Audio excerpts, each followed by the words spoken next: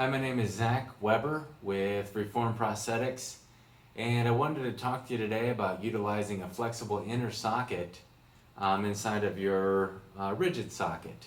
There's several reasons why we do this for our patients, and it's all relative to what they're aiming for in their prosthetic design.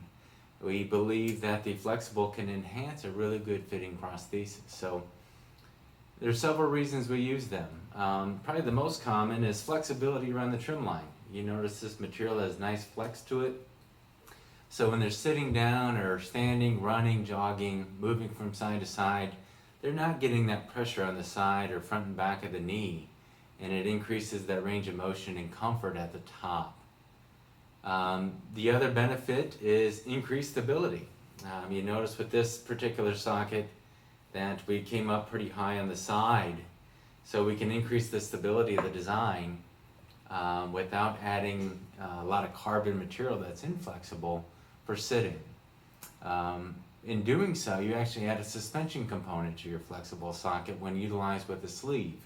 This flexible socket actually cups in on the condyles, and that is a more powerful draw when you're lifting your prosthesis up off the ground. And then lastly, comfort. We're always after improving comfort in the prosthetic design. So this flexible material affords you with some options. We can create a low density area by thinning the plastic between the frame and the flexible inner design. We can add padding between the frame and flexible inner design.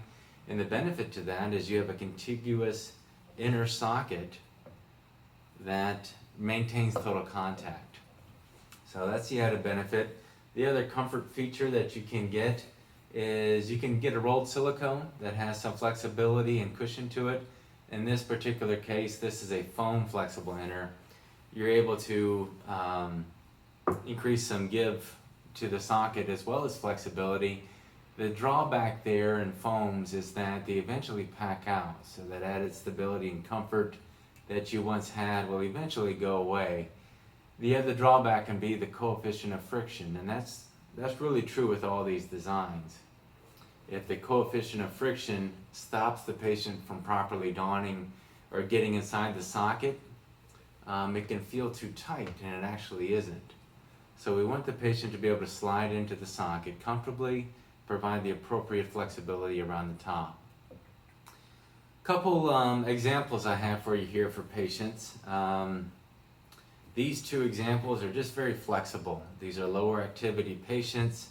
They don't need a lot of stability. The drawback to these is eventually this flexibility will distort over the trim line and lose its shape. Because of their activity, I don't foresee that happening in the short-term future. They want a nice, comfortable plastic around the knee. This is an example. This is the same patient here. This is the old socket. She probably got 1.5 years, 2 years out of that. And then here's the new socket. The difference in the material is that this one is much more rigid. You can see that over 2 years she's really widened that flexible socket, so she eventually lost the stability that she was looking for out of that design. This one's under construction now, and she will get the stability she desires with this design.